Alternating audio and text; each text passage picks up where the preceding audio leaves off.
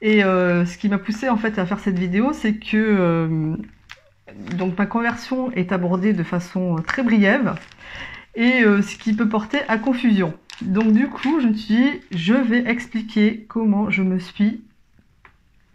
suis arrivée à l'islam, parce que c'est une question qu'on me pose tout le temps. Et du coup, bah, ça tombe bien, parce qu'en fait, c'est un sujet que j'aborde dans mon livre, justement, Je suis musulmane voilée et non, je ne sais pas faire le couscous, la nouvelle édition, ça c'est la nouvelle édition là qui vient de paraître. Et je vais pas me fouler, je vais tout simplement lire le chapitre. Voilà, donc le chapitre il s'intitule « Comment j'en suis arrivée à l'islam ». Donc comment j'en suis arrivée à l'islam. En fait, un événement majeur dans ma vie m'y a mené. Lorsque mon mari, musulman, qui n'était pas encore mon mari, m'a demandé ma main, je n'étais pas musulmane et il m'a dit « à une condition que tu te convertisses ». Là, j'entends très bien les musulmans se dire « quel homme, quel courage » et les non-musulmans « mais quelle horreur !» Eh bien, en tant que non-musulmane, j'ai été effectivement choquée. Et je lui ai répondu que ce qu'il me demandait était trop grave et que je ne pouvais pas lui donner une réponse tout de suite. Mais que j'allais faire l'effort de me renseigner quand même et que je lui donnerais ma réponse lorsque j'aurais bien réfléchi. Mais au fond de moi, c'était déjà tout réfléchi. J'avais déjà lu une traduction du Coran quelques années plus tôt, je n'y avais rien compris. Et je m'étais dit que c'était vraiment n'importe quoi. En plus, je ne comprenais pas comment on pouvait accepter de se voiler, de ne pas boire d'alcool. Je n'aimais pas trop l'alcool, mais un petit pastis à l'apéro, c'était quand même sympa. Ni manger du porc. J'aimais bien les rillettes.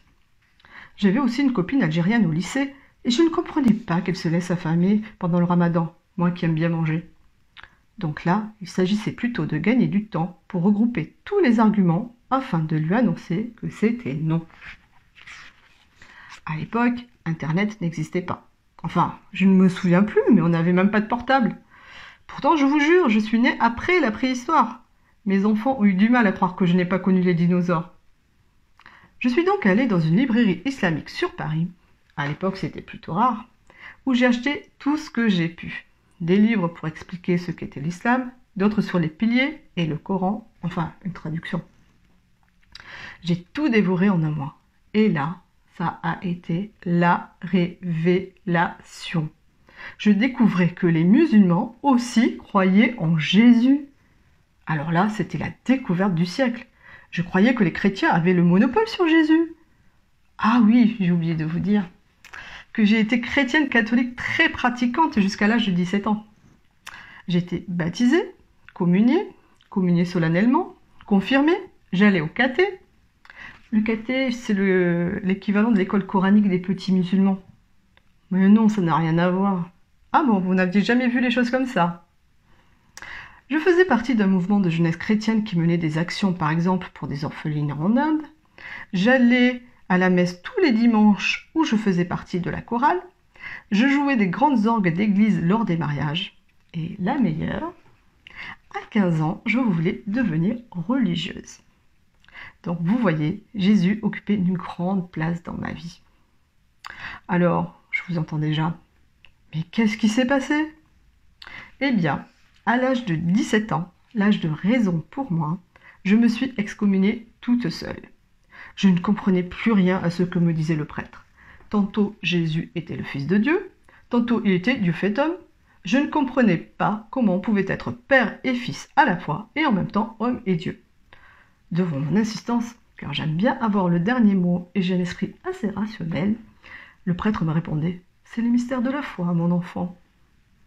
Je finissais par me demander s'il n'allait pas se changer en grand méchant loup. En plus, je commençais à voir les vieilles dames de la chorale comme des sorcières.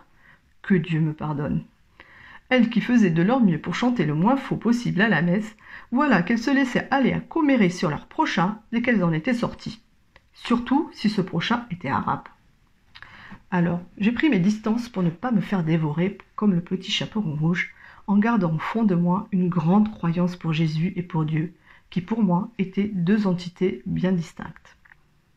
Et surtout, il était insensé pour moi qu'on arrive de rien pour retourner dans rien, ce qui était selon moi la logique de l'athéisme. Je n'arrivais pas à m'imaginer le néant. Pour moi, il n'était pas possible non plus que la vie ne vaille rien.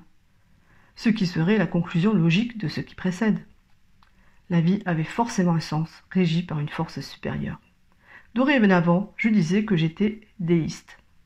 Un mot que je venais d'apprendre en cours de philo et qui veut dire que l'on croit en Dieu sans religion. Il faut bien que la philo serve à quelque chose. Vous me suivez toujours ? Donc, j'ai découvert que les musulmans croyaient en Jésus, mais que ce n'était pas le Fils de Dieu, mais un prophète. En plus, ils croyaient aussi à tous les autres prophètes dont on m'avait parlé au caté. Moïse, Noé, Abraham, etc. Là, c'était dingue. En plus, Marie, la mère de Jésus, était la femme la plus élevée des mondes. Non mais, ils ont copié sur les cathos. Par contre, j'ai fait la connaissance d'un petit nouveau parmi les prophètes dont on ne m'avait jamais parlé au caté. Mohamed. J'ai fini par comprendre qu'il s'agissait du Mahomet dont j'avais déjà vaguement entendu parler. Donc, j'ai dû reprendre mes esprits. Non mais je ne vais quand même pas me laisser avoir. Alors, je lis le Coran que je viens d'acheter. Vu que je l'ai trouvé incompréhensible quelques années plus tôt, c'est forcément là que je vais trouver la faille. Mais là, je ne comprends pas. Ça n'a rien à voir avec ce que j'ai lu il y a quelques années. Ils ont changé le Coran ou quoi ? Eh bien non. Après tout ce que je venais de découvrir sur l'islam, je comprenais enfin ce que je lisais. Et en plus, je trouvais ça magnifique. Le Coran n'avait pas changé, c'est mon cœur qui avait changé. Il fallait que je me rende à l'évidence. Je comprenais enfin Jésus, Dieu, le Coran, et l'islam était la continuité de ce à quoi j'avais toujours cru. Dans la foulée, je me suis donc convertie et ai dit un grand oui à mon mari. Maintenant, je comprends mieux la sagesse de sa demande. Vous vous souvenez ? Lorsque mon mari m'a demandé en mariage. Déjà que c'est la croix et la bannière, ou le croissant de lune et la bannière en l'occurrence, en matière d'éducation des enfants, lorsqu'on a la même religion, je n'ose même pas imaginer ce que ce doit être si on n'a pas la même religion. On doit prier pour que son fils ait un phimosis pour faire accepter la circoncision à son conjoint ou à son conjointe. Si j'aime le pastis et que mon mari n'a pas le droit de boire, comment je fais pour les enfants ? Je mets de l'eau dans le pastis ? Enfin bref, ce doit être super compliqué. Donc je suis bien contente d'avoir la même religion que mon mari. Ça m'évite une grosse partie des soucis liés à l'éducation. La circoncision ne pose pas de problème et le pastis a été remplacé par du soda. Donc un grand merci à mon mari.